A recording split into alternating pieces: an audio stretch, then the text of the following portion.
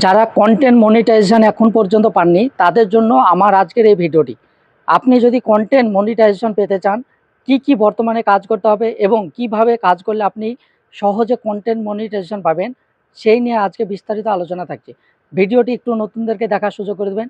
যদি আপনি অন্যের উপকার করেন, দেখবে আপনারও উপকার। একজন প্রকৃত কন্টেন্ট ক্রিয়েটর যারা, তারা কিন্তু সহজেই কন্টেন্ট মনিটাইজেশন পেয়ে যায়। এখন কি কারণে এবং কি কাজ করলে কন্টেন্ট মনিটাইজেশন খুব সহজে পাওয়া যাবে, এটা কিন্তু আপনাকে বুঝতে হবে। আপনি যখন একটি পেজে কাজ শুরু করবেন, তখন থেকে আপনি যদি অ্যালগোরিদমের নিয়ম অনুযায়ী কাজ না করতে পারেন, তাহলে পারে ফেসবুকের অ্যালগোরিদম সহজে আপনাকে কন্টেন্ট মনিটাইজেশন দেবে না। এই কথাটা মাথায় রাখবেন। এখন কি কাজ করলে কন্টেন্ট মনিটাইজেশন পাবেন, আপনাকে কিন্তু প্রথম অবস্থা থেকেই ফেসবুকের যে গাইডলাইন সেটা জানতে হবে। ফেসবুকের গাইডলাইন যদি মেনে কাজ করতে পারেন, দেখবেন আপনাকে ফেসবুক খুব সহজেই কন্টেন্ট মনিটাইজেশন দিয়ে দেবে। এখন তো বর্তমানে ফেসবুক খুব সহজেই সকলকে কন্টেন্ট মনিটাইজেশন দিয়ে দিচ্ছে, কিন্তু তাছাড়াও অনেকেই কিন্তু পাচ্ছে না। এর বড় একটা ভুল হলো, তারা ফেসবুকের গাইডলাইন মানছে না। কেমন গাইডলাইন মানছে না? যদি আপনি একটা ভিডিও আপলোড করছেন, সেখানে দেখা গেল নিজের কন্টেন্ট কিছুটা আছে, বাকিটা অন্যের ছবি বা অন্যের কোনো কিছু ডাউনলোড করে এনে সেখানে আপনি যোগ করে দিচ্ছেন। এই ভুলটা কখনো করা যাবে না। আপনি যতদিন না কন্টেন্ট মনিটাইজেশন পাচ্ছেন, আপনি কারো কোনো কিছু আপনার ভিডিওর মাঝে কোনো কিছুই আপনি এখানে যোগ করবেন না। আপনি যদি নিজের কন্টেন্ট এখানে আপলোড করতে পারেন, ফেসবুকের অ্যালগোরিদম সবচেয়ে সহজে আপনাকে কন্টেন্ট মনিটাইজেশন দিয়ে দেবে।